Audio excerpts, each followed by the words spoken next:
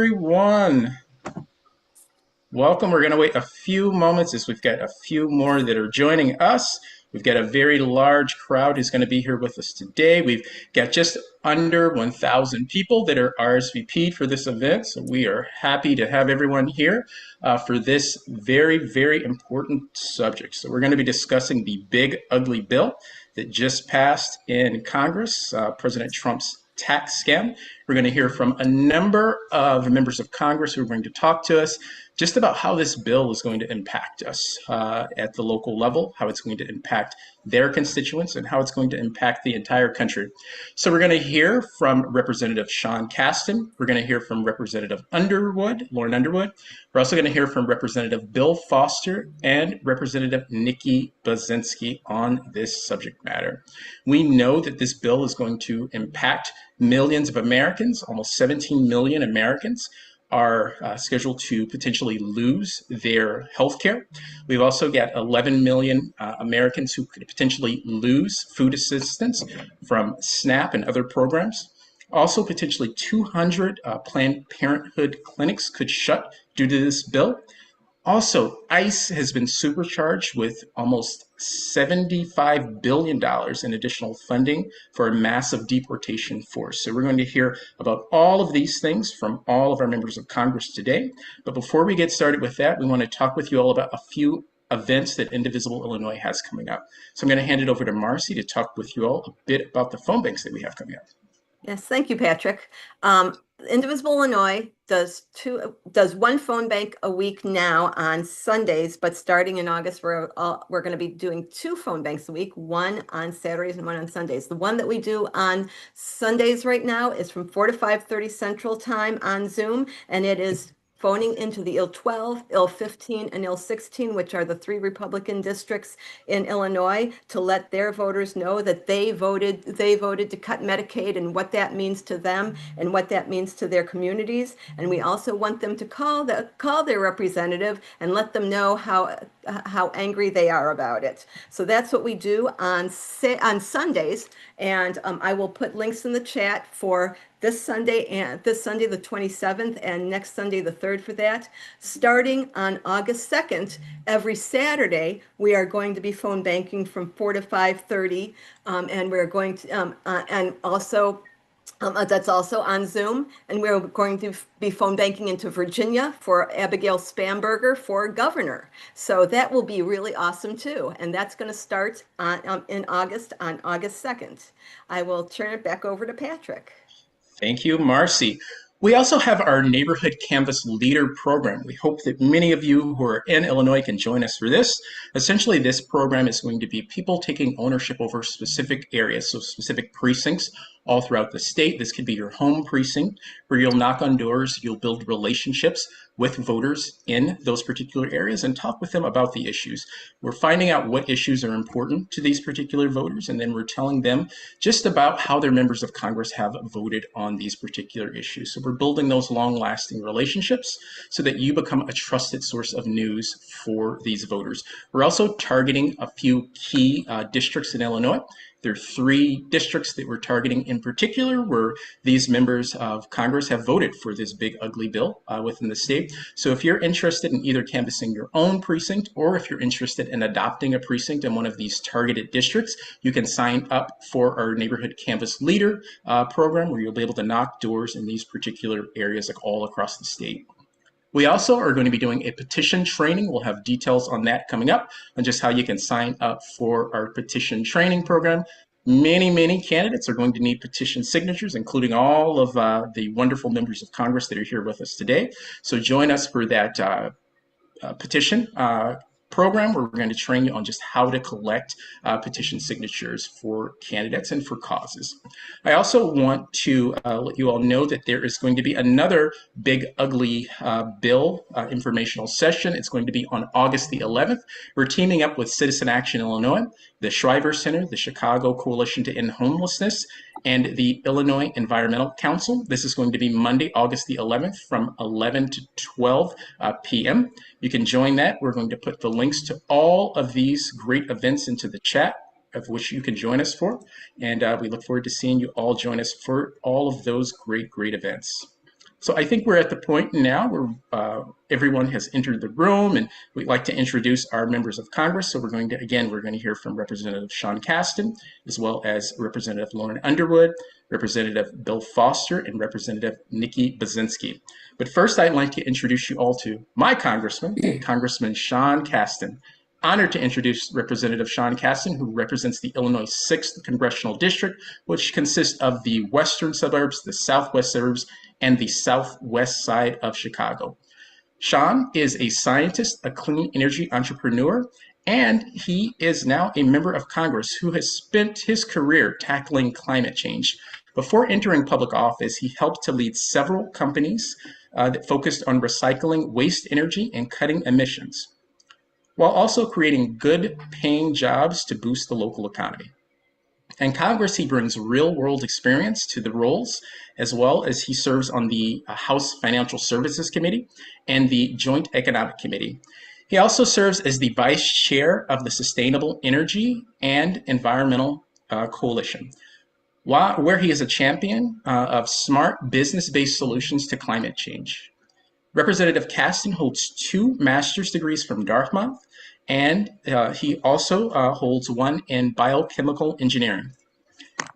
Sean has focused on many environmental issues while in Congress. He's been a champion of these particular issues, and Sean has remained connected to the community. He's held over 70 town halls all across the district and outside of the district as well. He's held some empty chair town halls in areas where the representatives have not held town halls. And I'll always remember that Sean has always had a deep connection with the grassroots when he was first running for office, and we were holding canvases across the district to make people aware of their elected officials' positions. Sean would come out when he was running for office with us and would canvass with us. That's always had a very deep impression on me, and he's always been someone that we as grassroots activists could call on when we needed him to speak on an issue. I'd like to introduce you to my congressman, Congressman Sean Casten.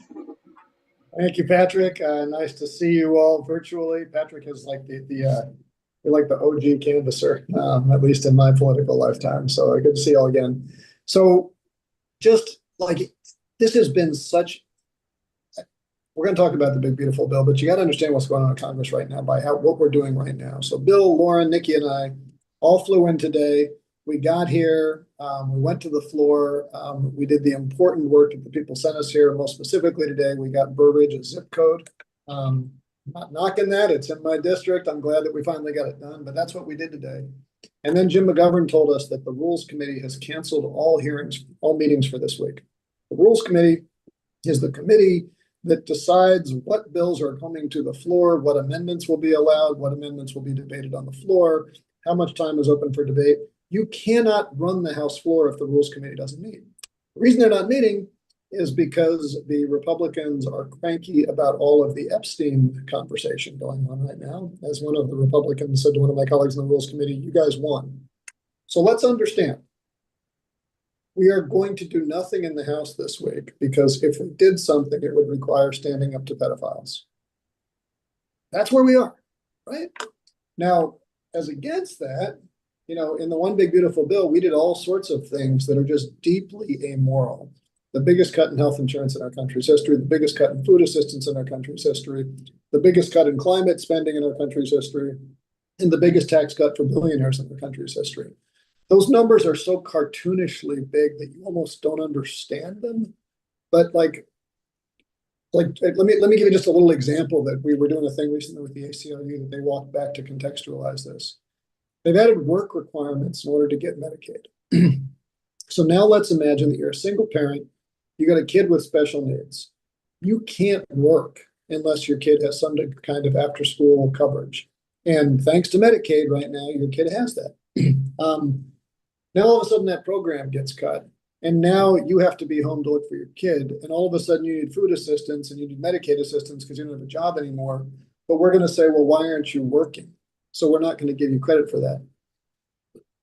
Mike Johnson says, if you want to know what he thinks, just read the Bible. I don't know what part of the Bible he's reading, but this is so deeply immoral that it's, you know, to talk about, you know, the nuances of this bill kind of misses the point. These are not good people.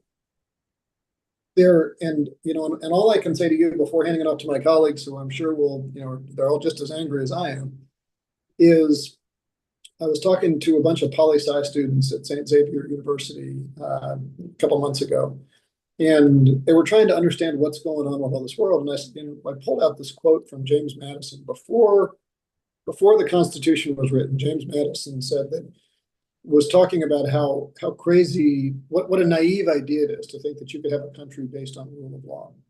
And I'm going to mess up his quote, but essentially he said, a country based on the rule of law depends on the virtue of the people who are executing those laws. And to assume that all of the leaders will be virtuous is a chimerical idea. Chimerical, I'm not sure I pronounce that word. And therefore, we must depend on the virtue of the people who select them. And that's basically the bargain of our democracy. Lauren and I would not be here but for all the good work of Indivisible and the fact that people of virtue showed up and doubled down on their commitment to our democracy in 2018. Women would not be allowed to vote today but for the fact that good people showed up and, for the suffragist era.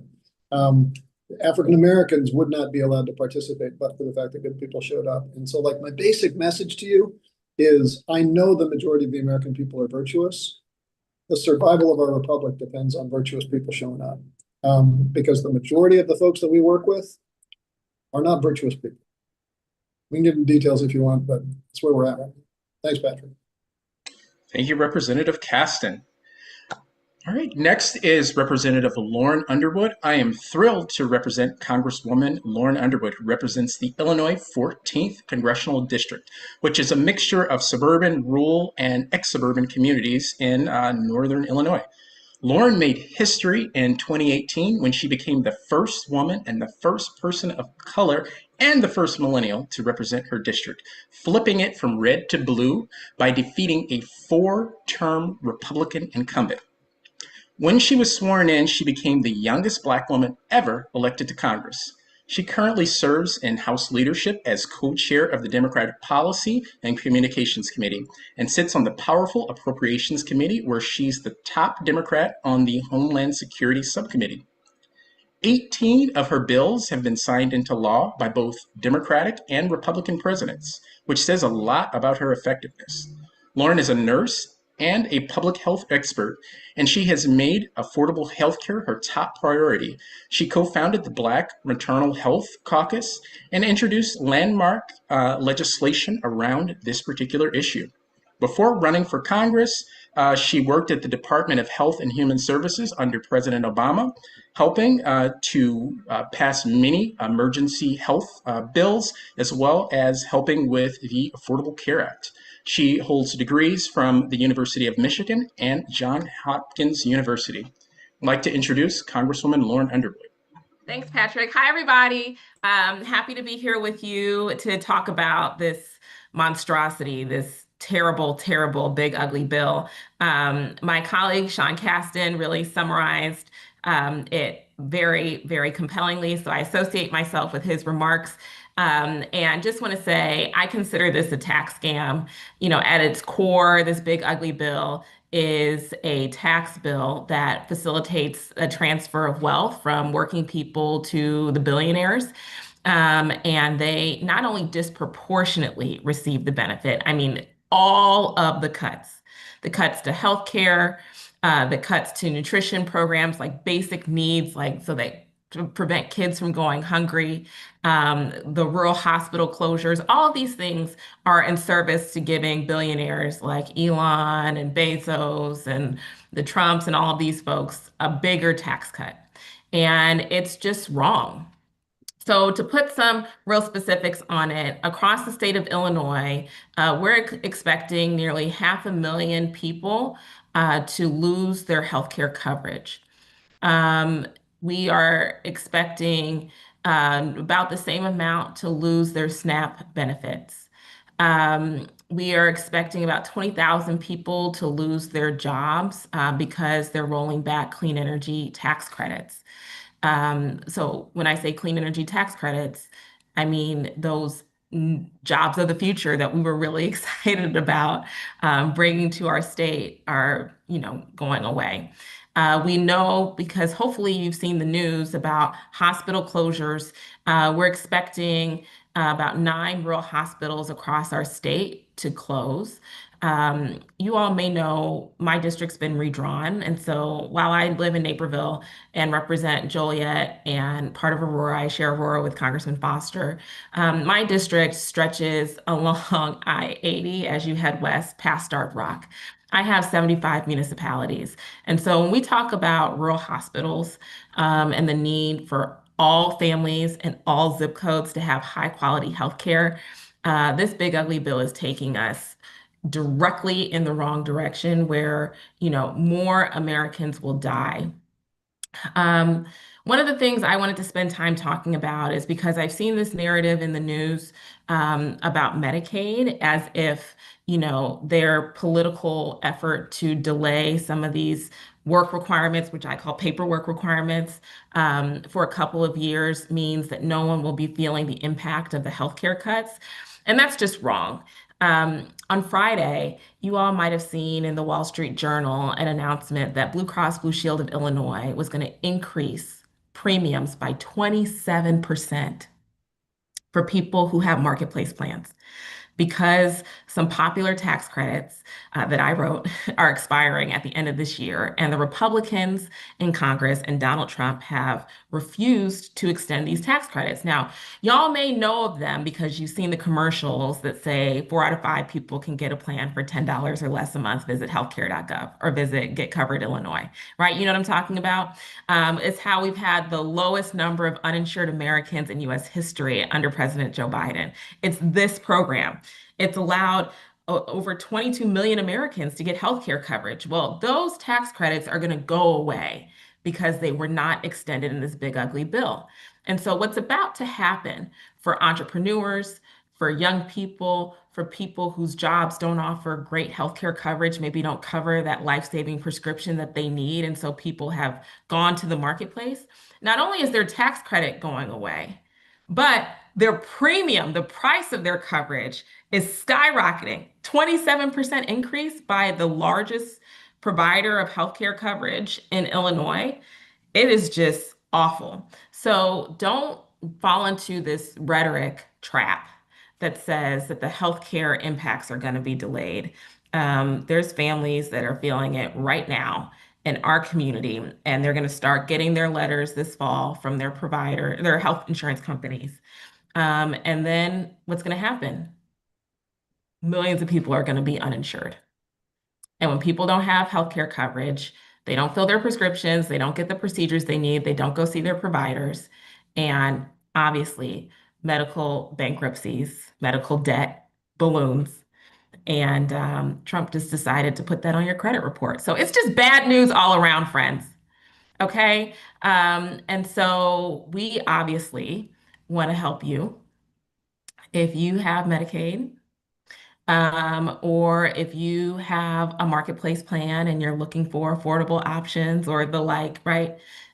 Folks in the 14th district know to call my office because this is the business that we're in, making sure that folks have healthcare.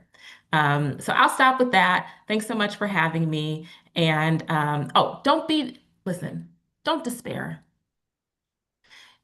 Stay in this fight with us, please. It's really grim.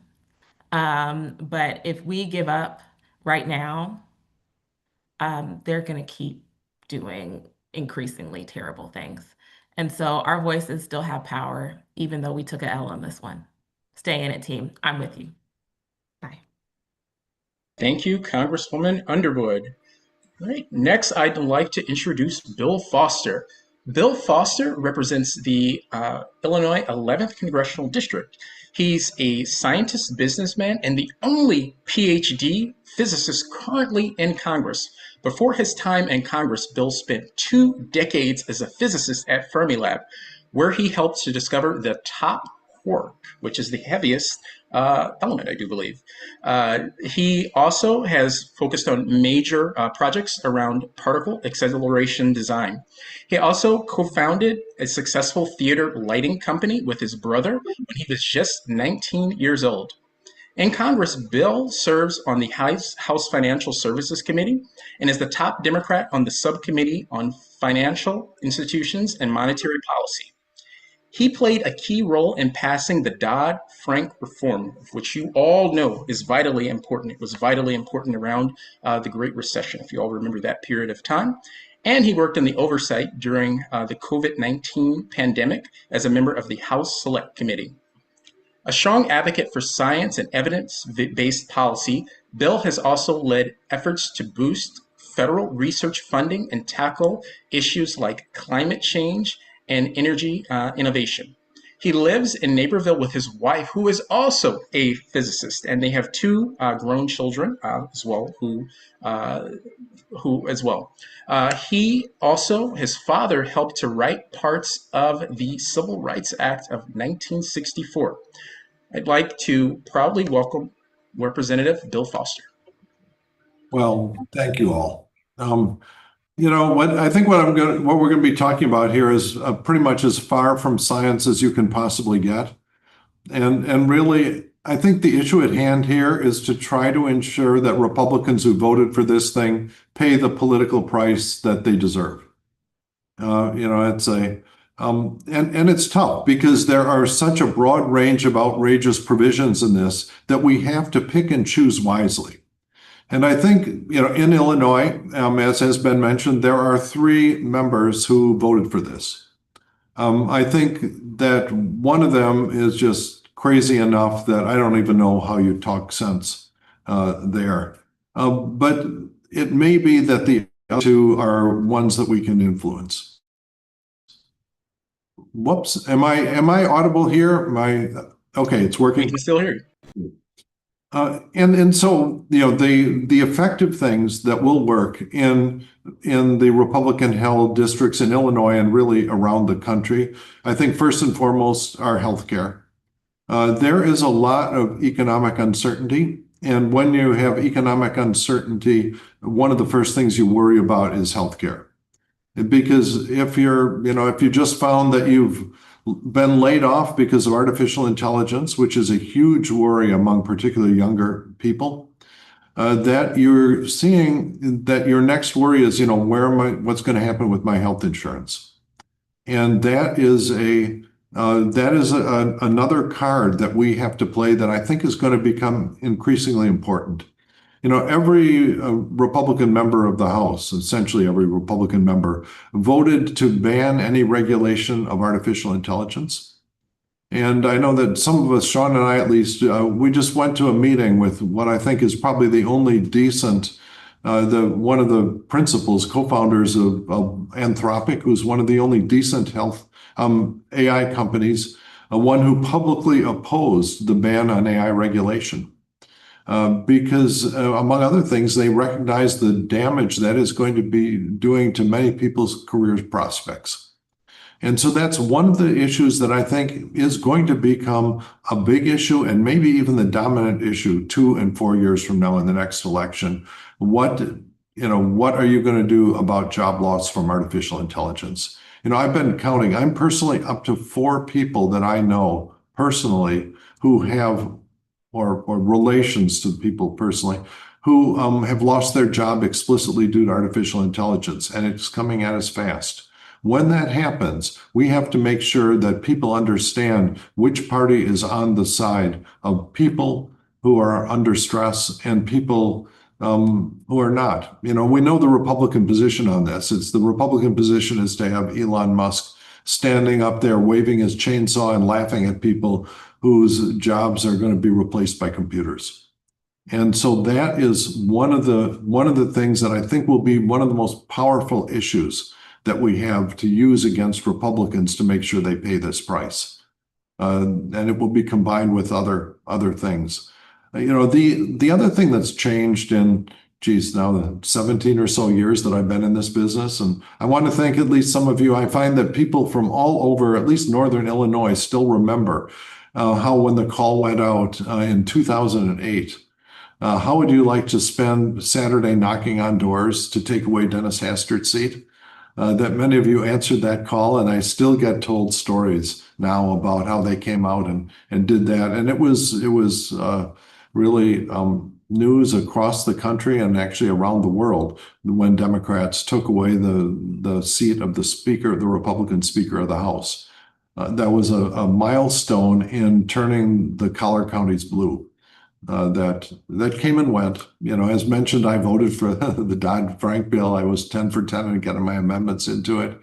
And I also voted for Obamacare, voted for the automobile bailout and all these tough things. And as a result, lost my next election in the Tea Party wave election. And came back 2 years later by beating Judy Biggert, who had been representing this area for decades. So, this is a fight that sloshes back and forth over time. But it's drifting blue, sort of radiating out from metropolitan Chicago. And so this is, taking the longer term view of this thing, this is a battle we will be winning. And it has to do with more and more people realizing that economic security, the traditional middle class, graduate from high school, get a job in a factory, you have a job for life, and it's secure retirement, that's not a guarantee anymore. And when that fades, then it has to be replaced by some responsibility for government to make sure that if your life does not end as you have dreamed, that you're left with something, some dignity and some economic security. And another thing that's changed in the last 15 years is that people no longer view Medicaid as, oh, Medicaid, that's more free stuff for brown people in the city. They now understand that is for grandma when grandma runs out of money at the end of her life. And so that this is and these are people that fall out of the middle class. They're not what the Republicans convince themselves and have convinced themselves, but have pretty much failed to convince the rest of the country. So that is one of the reasons why we should really think clearly at the handful of issues to which are what were repeated by Sean and by Lauren, that it is the fact that we're giving tax breaks to the very wealthy, and that we're using that and we're combining that with taking health care away from people that we care about and people we know. And that simple message is the one that will have salience, including especially in the rural areas. So anyway, you're doing the right thing. When I see at any of these large protests that go up there, we come home kind of exhausted from Washington, D.C., and it's okay, what's on my schedule? And say, well, guess what? In our districts, we have 5 fantastic protests going on, some by Indivisible, some by allied groups. It really lifts our spirits and allows us to continue the fight. So I want to thank you all for what you've been doing. I'm happy I think we're going to turn it over to questions now. I'm happy to answer those. I guess all of us. Thank you, Representative Foster. We're actually going to introduce Representative Nikki Budzinski first, and then we're going to get to questions right after that. So I'm going to hand it over to Marcy, who will introduce Representative Budzinski. Yeah, thank you, Patrick. Congresswoman Nikki Budzinski represents Illinois' 13th district and is a lifelong advocate for working families. Actually, she is my congresswoman. A graduate of the University of Illinois, Urbana-Champaign, Nikki began her career in the labor movement, securing better wages and protections for essential workers. She later served in state government, leading efforts to raise Illinois' minimum wage and expand rural broadband. At the White House, she helped implement the American Rescue Plan and launched the Made in America office. Elected to Congress in 2023, Nikki served on the House Committees on Agriculture and Veterans Affairs, where she is the ranking member of the Subcommittee on Technology Modernization. She also served as vice chair of the Congressional Labor Caucus and chair of the DCCC's Labor Council. Nikki is also vice chair of policy for the new Democrat coalition, working to bridge partisan divides with practical bipartisan solutions. She is running again to deliver on her promises of lowering costs, bringing home dollars to these communities, and of course, pushing back against the Trump administration's attacks on working families. Please welcome Congresswoman Nikki Budzinski. Thank you, Marcy, so much. It's great to see you. Thank you to Indivisible Illinois for inviting me to join my colleagues. I'm sure they covered a lot of the bases. So I would just maybe share with you, as I know the topic tonight is around the big ugly bill and its passage and the impact on our constituents and all that we're doing and the Democratic Illinois delegation to fight back against that. My district is a pretty rural district. Marcy knows this. I'm sure others on the call know this. Stitched together by farmland and is uniquely impacted, I would say, by this bill. In particular, as I've been hosting a lot of roundtables around Medicaid and the unique hit that it's going to be on rural healthcare. Even before this bill, I had really been leading the way and trying to advocate for more doctors and nurses and specialists to address the needs of our rural communities because we, quite frankly, don't have enough practitioners. And so this bill is only going to make that much more difficult. I can tell you I represent 46 community health centers in the district, which is a lifeline for the hospitals throughout the district that we have. And when 30 to 40% of the patients that they see are coming in on Medicaid dollars, this is going to be a very significant hit to our rural health systems. I'm sure my colleagues also talked about SNAP. I just had a roundtable, something that I've been doing across the district on different topics on food insecurity. And food insecurity, as we all know on this call, really impacts those in urban, suburban, and rural communities with a lack of access to healthy food options. The cuts, the billions of dollars of cuts to SNAP are going to very negatively impact a lot of the communities that I represent. Some of these folks are the same people that are in need of Medicaid dollars. They're the same folks that are in need of SNAP assistance. And I would also add some of the further hits that this administration, even more broadly than the big ugly bill, is cuts to LIHEAP. All of these are really important programs that working families, those that are really struggling, our most vulnerable communities are reliant on. But on Friday, I had a conversation with some of our growers, some of the organic farms. Sola Gradia actually in Urbana-Champaign participated. And there was a really powerful program that under the Biden administration called the Local Food Purchasing Agreement Grants Program, which was just another opportunity for us to connect healthy food options that our growers grow in our community to those that are in food scarcity areas. This is another example of something this administration has eliminated. And so while we are focused tonight, I know on a lot of the impacts, whether it's Medicaid or SNAP or the hits to addressing our climate crisis with the clean energy tax credits, I'm sure have been spoken to. I would just mention on that topic, in my district alone, we've estimated that's about a 3,300 loss of jobs from those clean energy tax credits that are being rolled back. We know, though, on this call, we're focused on the impacts of this one bill, but what this administration is doing is just so much far reaching.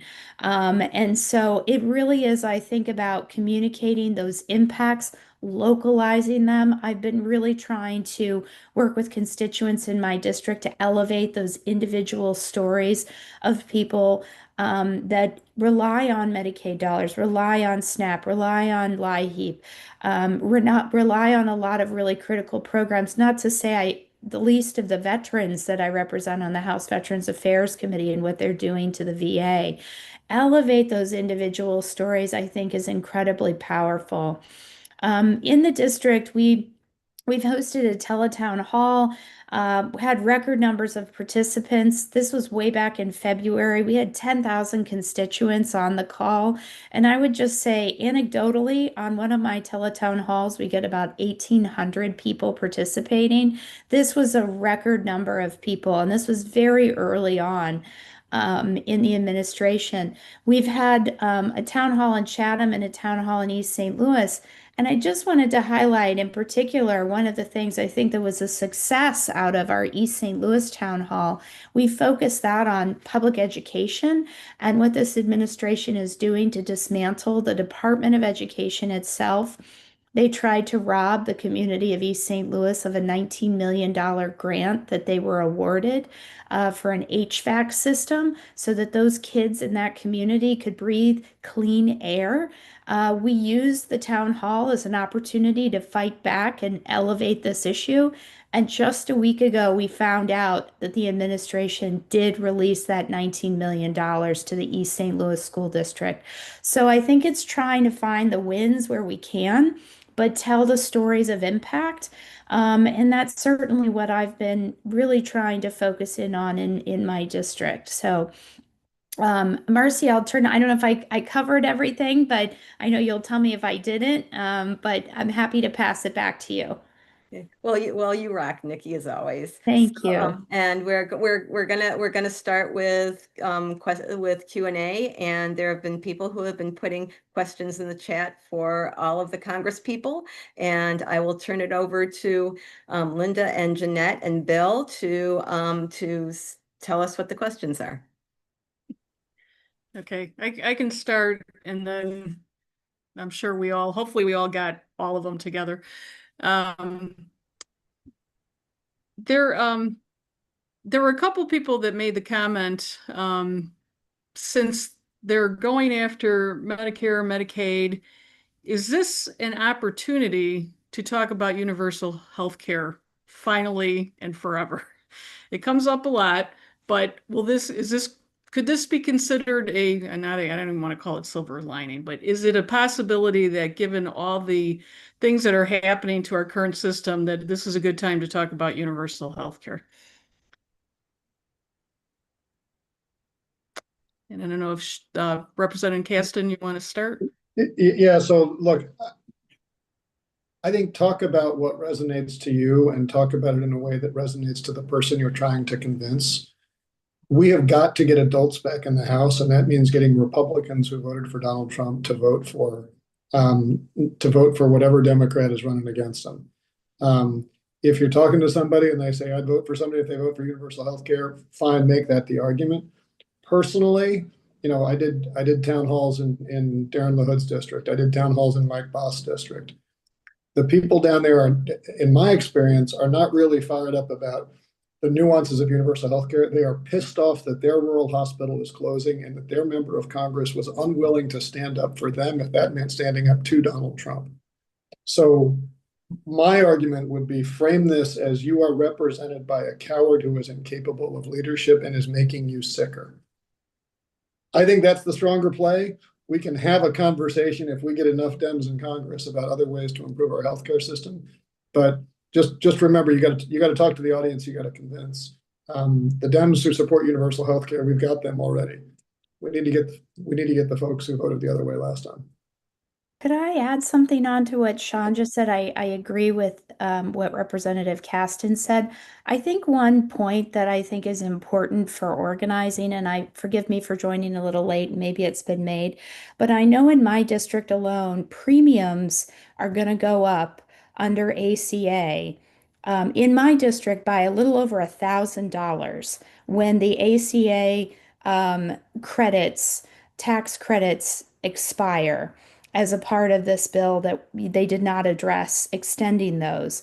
The importance of organizing that point is that notices on premium increases because of this bill and the failure of Republicans to truly make healthcare affordable and extend those tax credits, those notices are going to hit mailboxes in October of this year. And I think it's just a really important organizing moment for us when we're talking about healthcare and making it affordable and accessible for everyone, that when they get that notice in their mailbox in October that their premium is increasing by $1,000, that's because of the Republicans and their lack of leadership on this issue. So I just wanted to make that point too. I think that could be a good organizing moment. Can I, one other thing, and Nikki reminds me, totally agree with what you just said. Be a little wary that the cuts come in 2 years, but every state is going to have to pass their budgets next year, going into the next year. And so I think there's going to be I think we ought to be cautious about the fact that what the people are probably going to see in the short term is Illinois having to go through and saying, how do we skinny down our Medicaid program with less money coming from the federal government? And there's going to be horrible choices. Do you cut long-term care? Do you cut care for kids with disabilities? Do you cut funding for rural hospitals? Everybody who we support is going to be in this Lord of the Flies kind of game. And we need to make sure as that comes that we don't fall into the trap, what the Republicans would like us to do, of saying, well, look, it's Pritzker and those people in Springfield who are cutting these benefits, not us, right? And I think that's the political concern I have going into next year, because people will see that trade-off going through in Springfield because of what happened in Washington. But we got to make sure to keep those dots connected. Nuance is always fun. Representative Foster, do you have anything to add to that question? Well, just that, no one hopes they end up on Medicaid, but, that is the bottom level of the safety net. And Medicaid, just in the last 15 years, has moved up enormously in the way people support it. A strong majority of Republicans are opposed to cutting Medicaid. All right. And the question I think that started this was about universal health coverage, but strengthening Medicaid. If you say, no, Republicans want to cut Medicaid, Democrats want to strengthen Medicaid, because that is the ultimate safety net. And so a simple message along those lines actually moves the ball forward toward getting healthcare established as a basic human right. Is Representative Underwood still here? I don't see her. I believe she had to leave. She had another call. Okay. So, I'll go on to another question. I think I saw more than one person. So if we're successful and we actually can get the House back next year, what will that do as far as trying to undo some of the bad things related to this bill? Is that doable, or do we have to wait 4 years or 3, I guess? So I would say, let's take best case scenario. We take the House and the Senate, but Donald Trump is still in the White House. Do we have a filibuster-proof majority in the Senate? Probably not. Is Trump going to sign what we do? Can we have veto-proof majorities? I think what you get 2 years from now is adults in charge who will do oversight, who will start to unearth some of this stuff, and you freeze any further legislative agenda. Like, we do oversight, which they're not doing right now, and we freeze their ability to pass new laws. I think the ability to unwind this stuff requires a new president as well. And if that has to wait until 2028, then it has to wait until 2028. Maybe the actuarial math will give us a sooner alternative. But I think realistically, it's probably until 28. I would say one of the things that I think would be very helpful on the outside, when Lauren and I were running in 2018, the Tax Cut and Jobs Act had just passed, which was, prior to this bill, the biggest deficit ballooning bill that the Congress had ever passed. All of us knew that was bad. We didn't repeal that bill because I think there was a sense that if we voted to raise taxes, that would be politically hard to hold our seats. And these taxes are even bigger. They are even more inequitably skewed towards the rich. And I think the more we can have good, solid, robust majorities where we don't have to rely on every Democrat to do that, but we can get some more fairness in our tax code, would be great. But I think you all got to put pressure on us, and we need a big enough majority that people in those really tight seats don't have to take those hard votes, but know that we've got to get the right thing done.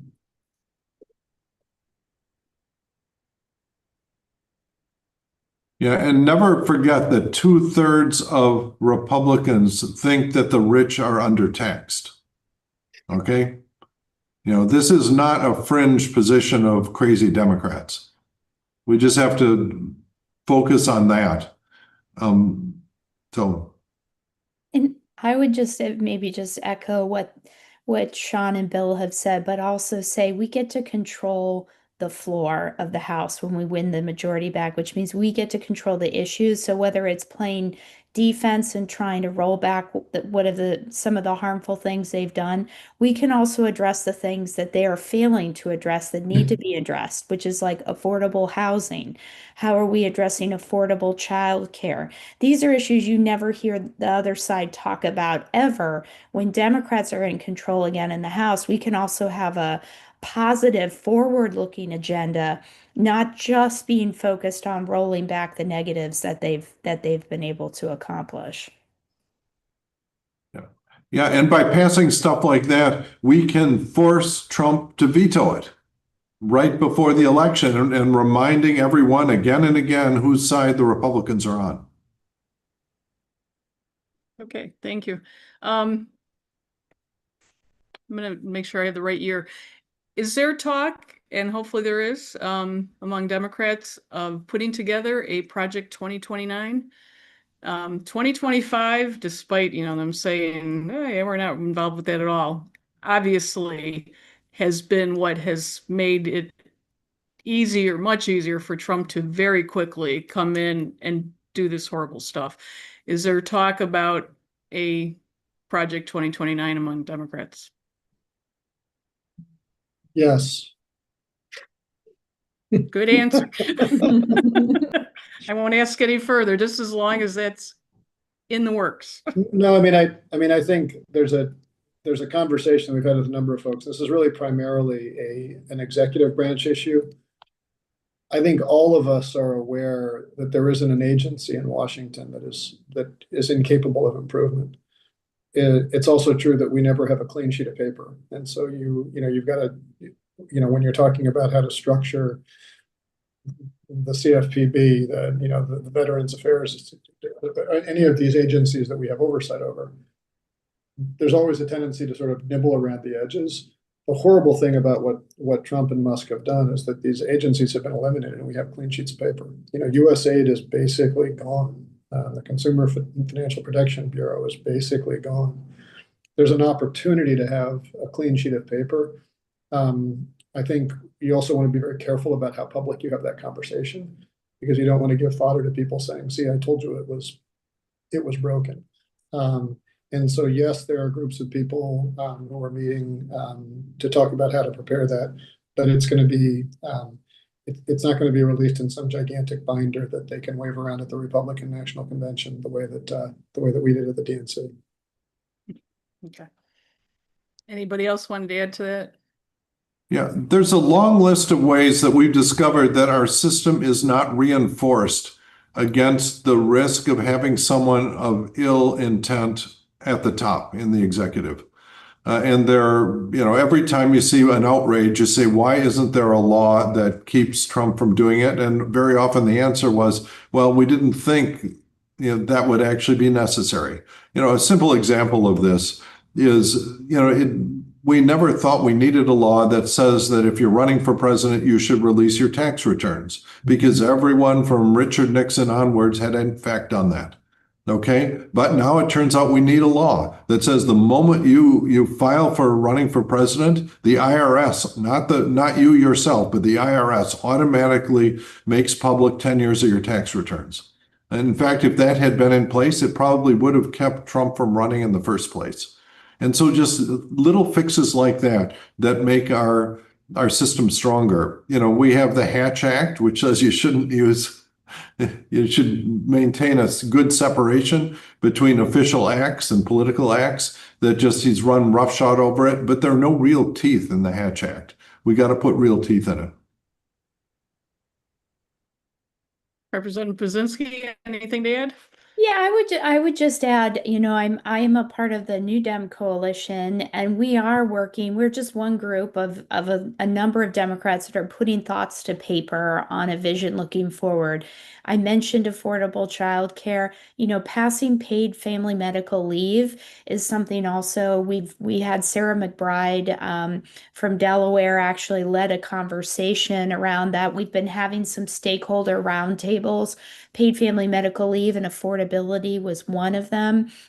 I think putting forward a vision around energy and energy prices and how clean energy and investing in clean energy is really important to lowering energy bills.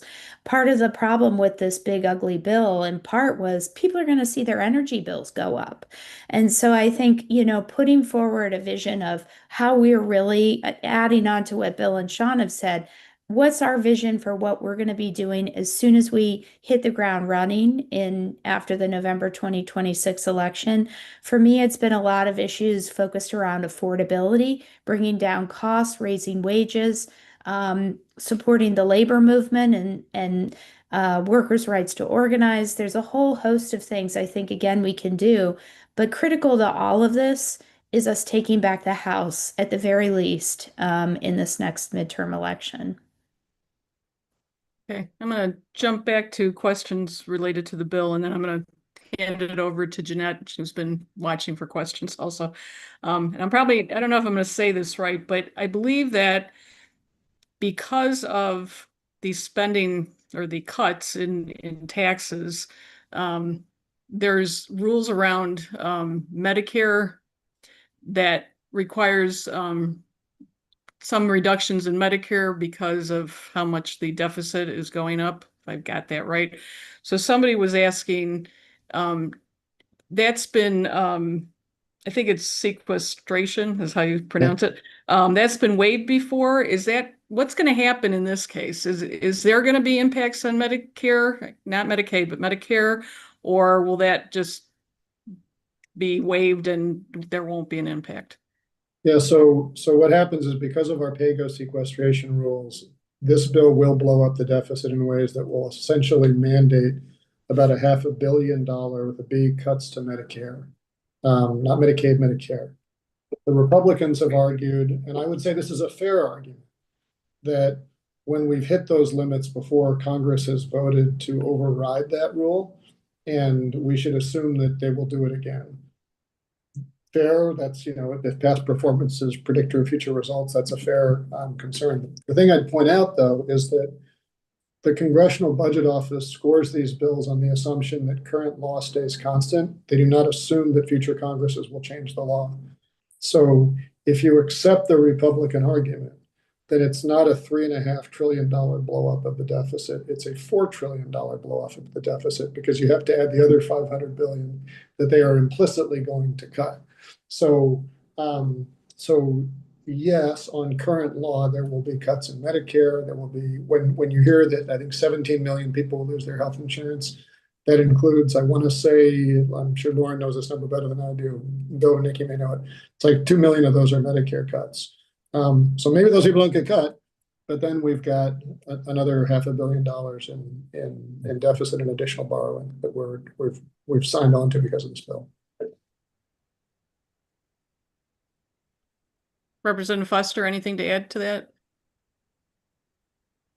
Well, just that I would assume that every Illinois member, Democrat, is signatory to a bill that would keep Medicare solvent, up through, the next century. And I forget the exact name for the bill, but this is Larson's bill. Yeah. It's a very well thought out, very reasonable thing. And, it's paid for by a tax on the wealthy. And that's the way we paid for Obamacare. We had a surtax on people with incomes above $1 million a year. And so we shouldn't be shy about that. Okay, Representative Budzinski, anything else? No, I think Sean and Bill covered it. Okay. All right, I'm going to turn it over to Jeanette for some more questions. A lot of people would like to know whatever we can about what Illinois can or will be doing because of all these cuts. How are they going to help with programs? What's it likely to look like? If I could just jump in, I think some of this is a little still unknown because the state is going to have to grapple with what this will mean for the state's budget. As you all know, we're a Medicaid expansion state, and we also have a trigger law in Illinois. I'm sure you all are familiar with this, that once our Medicaid dollars reimbursement goes below, I believe it's 90%, those Medicaid expansion individuals are then at risk of losing their coverage. In Illinois, it's about 770,000 people on the Medicaid expansion program. So what this is going to mean for the Illinois budget, I think that, the state is still going to be kind of grappling with this. One of the things I wanted to flag, though, that I'm really concerned about are these quote unquote work requirements that you've probably heard about with Medicaid and SNAP. I really refer to them more as paperwork requirements because the reality is the majority of people that are on Medicaid and SNAP are already working. It's a fallacy that these are all a bunch of, kids living in their parents' basement and they just don't want to go get a job. That is just not the profile of the individual that is needing to rely on Medicaid and SNAP to feed their family and go see a doctor. So what is going to happen with these work requirements, and we still have yet to kind of find out what the details of that is going to look like, but this is going to put more of the onus on an individual who is, quite frankly, probably just fighting to get through their day. Now they're going to have to fill out a whole nother set of paperwork in order to continue to maintain the benefits that they have at the federal level. So I'm very anxious to kind of work with the state to find out what those requirements are going to look like, how onerous they are. We don't know all of that quite yet. And to the best that I can, work with partners to provide technical assistance for individuals that are going to now need to fill those obligations. The Republicans passed these work requirements because they knew what this would lead to is those individuals in our most vulnerable communities are going to fall off the rolls because they are not going to be able to just process all of this paperwork in addition to their day-to-day work and family obligations. They're putting more burden on people that are already struggling. So I really want to try to, looking ahead, focus in on that, see what kind of guidance we get from the state. But that's something that I just wanted to say I'm personally keeping an eye on. Thank you. Senator Casten or Foster, or sorry, Representative Congress. Yeah, we're the upper chamber here. Come on. I would, I think I said this before, but I did an event with LaShawn Ford at an Indivisible event 2 weeks ago. And I put the question to him because that's really, that's a Springfield question. What do you do if, Medicaid is the largest item in the Illinois budget? The second largest is education. If they have to start squeezing, you have to assume that that's where the squeezes are going to come from. And I put the question to LaShawn, how are you going to think about the trade-offs here? Because they're going to be horrible choices. You cut benefits. And, one of the things he pointed out, I don't want to get him in trouble, is he was like, there is another alternative. We could raise taxes, right? I don't know how they're going to go through that, but it's going to be horrible political choices in Springfield that we've foisted on them. Because the state, unlike the federal government, can't print money, doesn't have the same kind of borrowing capacity that the federal government has. So it's just squeezing. You have the same scope of services that are required, but there's going to be less air in the balloon. But ultimately, that's going to be decisions that are going to have to be made in Springfield, and they're going to be really, really hard decisions.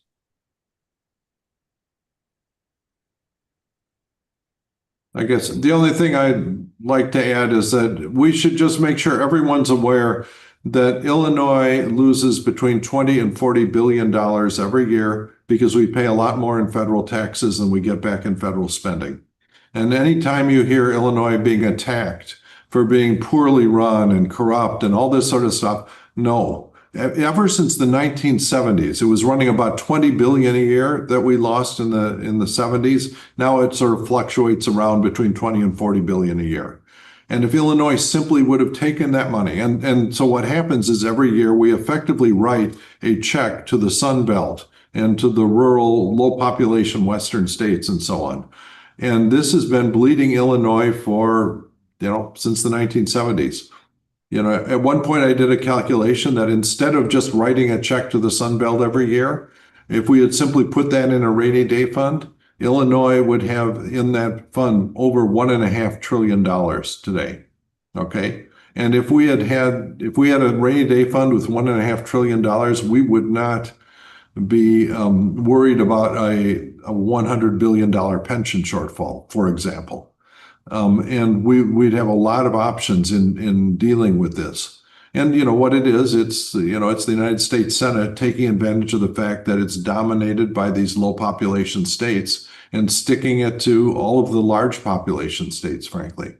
And so don't feel shy about defending Illinois when you hear that kind of attack, particularly when it comes from one of these low population states that are making money hand over fist. I mean, just for example, in Illinois, for every dollar of federal taxes, we get back about 75 cents in federal spending. In New Mexico, for example, for every dollar of federal tax, they get back $2.40 in federal spending. And then what happens is that the states that are making out like bandits here, then they can lower taxes and lure businesses out of Illinois because they get this giant check every year. So this is a big deal. And the governor, I've been making noise about it for a long time. The governor is really starting to raise his voice on this issue, and I think we all should, because it makes good progressive policies really hard to enact and to sustain in Illinois.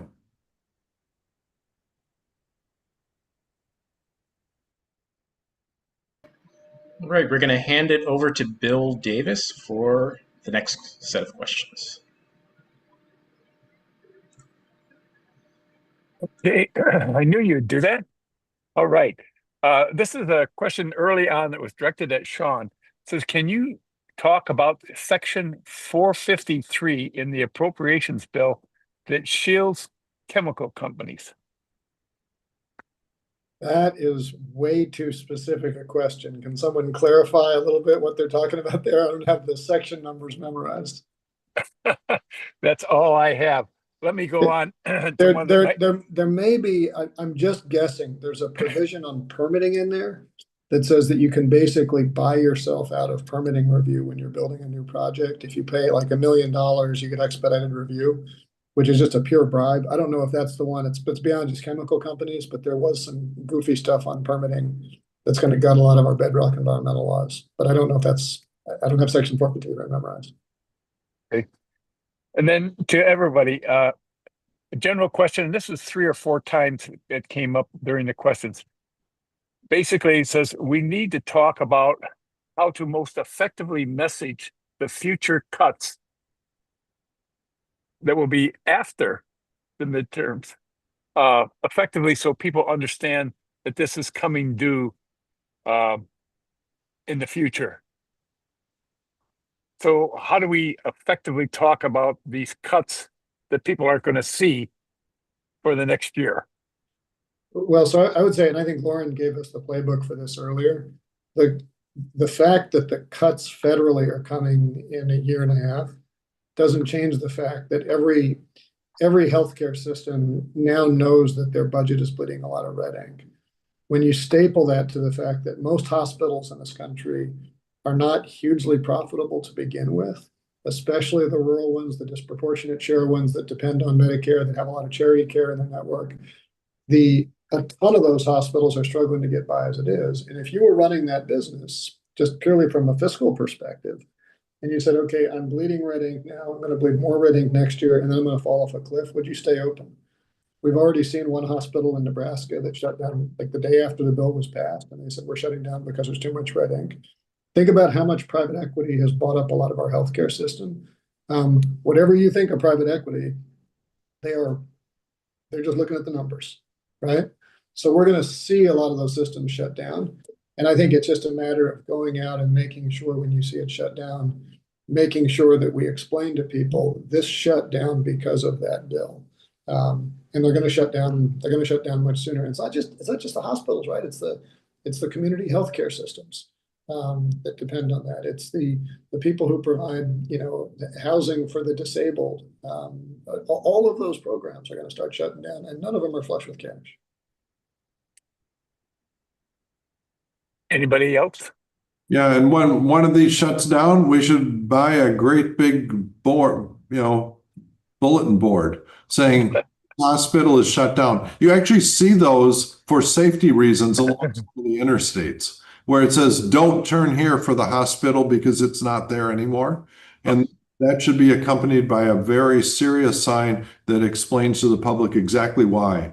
And people will drive by it and they will remember. Brian Beutler made the good point on Twitter that we should start referring to this bill as Trump care. And when things shut down, just say Trump care did this. Excellent. Someone just added into the chat too, nursing homes. I do think that's a really important point too, to not forget.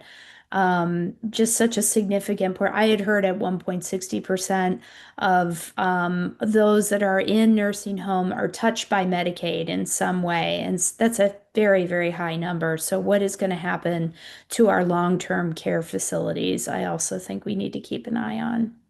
But I also remember, like, rural America skews red, and they get it down there. When I did this town hall in Boss District, there was a woman with a MAGA hat and a MAGA shirt standing up to say how angry she was that Boss wasn't showing up to answer what was going to happen when the hospital in that county shut down, because they only had one hospital, and what happened if that wasn't around. You know, we may not always agree with the way these folks vote, but they're not dumb. Like, they understand this stuff. And they were, you know, they were annoyed that they couldn't speak to their own representative about it. So I don't think you have to work overly hard to connect those dots for folks. Okay, easy question and a tougher question. The first one is, will insurance premiums provided from healthcare, from employers rise? And then the second question is, can you discuss the impact of the bill on coverage of reproductive health care? So I think the insurance premiums provided from employers, I think that will be a definite yes. Yeah, I mean, the basic mechanism is that people lose health care. They show up in emergency rooms, and hospitals by law have to provide health care to people who show up in emergency rooms, even if they're uninsured and have no money. And that just goes straight into everyone's insurance premiums. I don't care whether it's employer or anyone else. You know, the hospitals have to charge enough money to recover from that. I just want to mention again, like I had mentioned earlier about, you know, they failed to extend the tax credits for ACA. And some of those tax credits being expiring, which those notices of premium increases are going to go out in October. In my district, it was over $1,000 premium increase. That's going to hit before the election. So I think that's important. On the reproductive health care question, obviously what they've done is they've gutted Planned Parenthood. I mean, you know, it's devastating. And we know that for a state like Illinois, where we've got great laws, we've been a safe haven state, we're the state that more women go to seeking reproductive health care than any other state in this country. We rely on Planned Parenthood, and the fact that they would be defunded as they were, limiting access to reproductive health care that this bill did is horrible. So yeah, that's devastating. Yeah, I would say, and I'd just tie both those together. Because of the ACA subsidy cuts, the costs will go up. Everybody's quality of care is going to go down because of what Bill said. You know, if you may have the Cadillac plan, Blue Cross Blue Shield, but if you get to the hospital and that emergency room is full of folks who were previously getting preventative care in a community health center that isn't there anymore, that means that you now can't get in to see the doctor because that hospital's overwhelmed with that system. The cuts they did to Planned Parenthood is they said they're not going to reimburse any facility that provides abortion services. So this isn't like Hyde Amendment stuff anymore. This is saying if you provide abortion services, you're now not getting coverage for other services. And so for Planned Parenthood, all the women's healthcare stuff, mammograms, cervical screenings, all that stuff that people go that has nothing to do with abortion, but that's the healthcare clinic.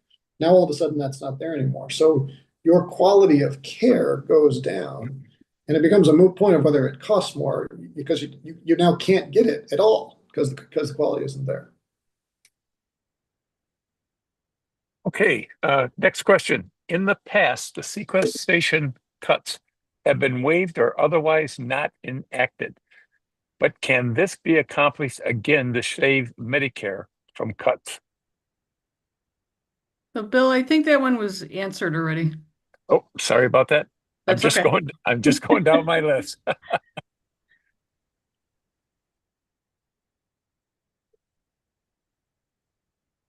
Okay. While you're looking, Bill, I do have a couple that kind of showed up that I think maybe were answered, but a little bit more specific. So group home settings, and I think the question was about younger people who are in group home settings. They have disability, they can't live on their own. That's why they're in the settings. How are they going to be impacted by the quote work requirements, for Medicaid and for SNAP? By being in that kind of situation, is that automatically keep them safe, or how are they going to be impacted? I would put that in a long list of questions. I think really depends on how the state implements the changes. Because most of these Medicaid programs are state administered. I don't know if Nikki and Bill have more detailed programs, but I think it's hard because you want to be able to articulate to constituents, this is what your cut's going to be. What we did was cut the money. But the states broadly, very much with Medicaid, to a lesser degree with SNAP, they actually write the administrative rules, and then the federal government provides a cost share. So it'll take some time. I think the state will have to sort out where they're going to squeeze that balloon. Nikki and Bill, I don't know if you know more than that than I do, but I don't think I can be specific. Yeah, the only thing I think I could add to it is that the bill did focus mostly on what they would refer to as able-bodied people. So if this person is in a home, a young person that's in a home and unable to work, there are some provisions that might protect them. I do think, though, one of the things that was really bad is it did not protect the caregivers. So, so many people, that might be disabled living at home, they're only able to have that ability to not be institutionalized and live at home in a home setting because they have a caregiver. It's unclear, and I don't think that caregiver is going to be necessarily immune from the work requirements that would enable them to stay at home to care for that individual. So, I would kind of add some caution around that. Representative Foster, anything to add to that? No, just that, when you're institutionalized compared to home care, it is far, far more expensive. And guess what? That lands on the taxpayer. Of course. Okay, Bill, back to you. Okay, a question that says, how about student loan forgiveness programs for doctors and nurses who choose to work in an underserved community?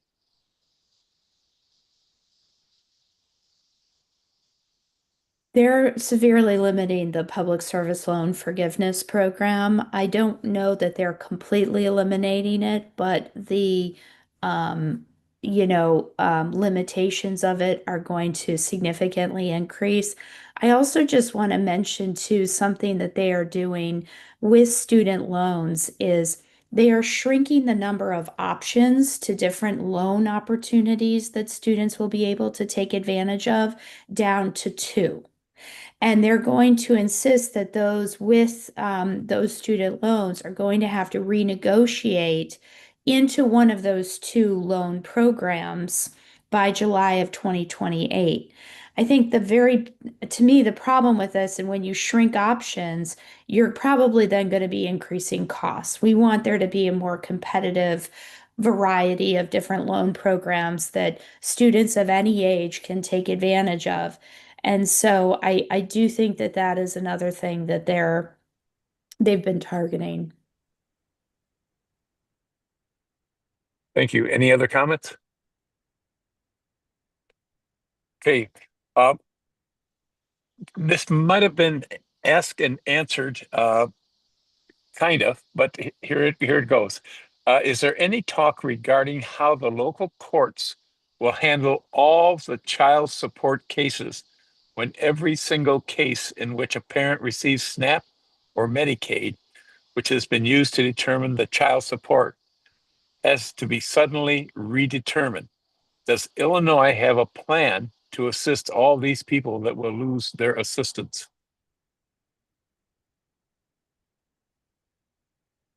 Anyone? That's outside of my jurisdiction. Okay. Anybody else? All right. We do have several questions about ICE and about getting big money out of the election process, but I don't think that directly impacts this discussion here. So I would note, Bill, that this is the increase in the size of ICE will make ICE bigger than the FBI. This is a massive police state that was in the, I mean, that's the one agency they expanded, and that is a real concern. Yeah, and it's going to land heavily on our economy. I mean, Trump is actually given the resources to do the deportation of 10 million, undocumented. He actually will be able to do it with the resources he's given. If he does, he's going to have to answer to the restaurants, to the farmers, to the long list of businesses that depend on that. There is some indication that when businesses scream at him, he actually responds. You've seen this a few times in the tariff things, so that maybe there's some hope there. But then I don't know what he does with the rest of it's like 70 billion or something like that he has to play with. And maybe he just turns it into the police state because he's got leftover police. okay. I'm going to turn the questions back to Patrick. I think there's been some questions added once we started talking about the questions. Absolutely, Bill. And I'm going to hand it back to Jeanette momentarily, but I would like for the panel to speak a bit about how higher education is going to be impacted by the big, beautiful bill with some of the things that we've seen around borrowers and student loans. Could you speak a bit about just how it may become more difficult for students to borrow funds for higher education? Well, I could just jump in, and this is not this is kind of adjacent to the one big bill, but everything is interconnected. But they are basically cutting the Department of Education right now in half. The Supreme Court basically said that yes, in fact, this administration has the right to dismantle an agency that Congress established and created and has authorized and appropriated.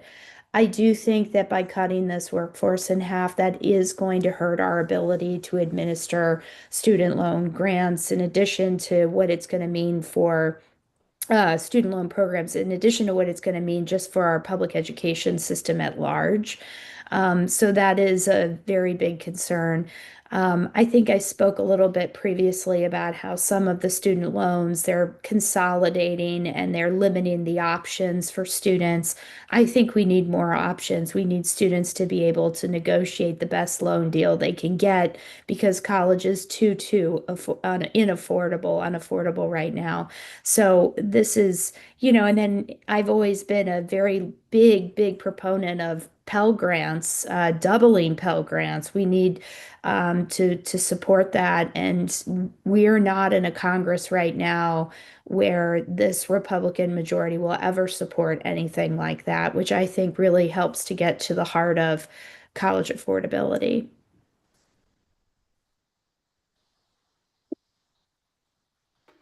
And, this whole business of disassembling the Department of Education is something I kind of take personally, in the sense that, as was mentioned in the intro, I guess my dad was responsible for writing the part of the federal regs behind the Civil Rights Act that took away federal funding from states that refused to desegregate their schools, okay?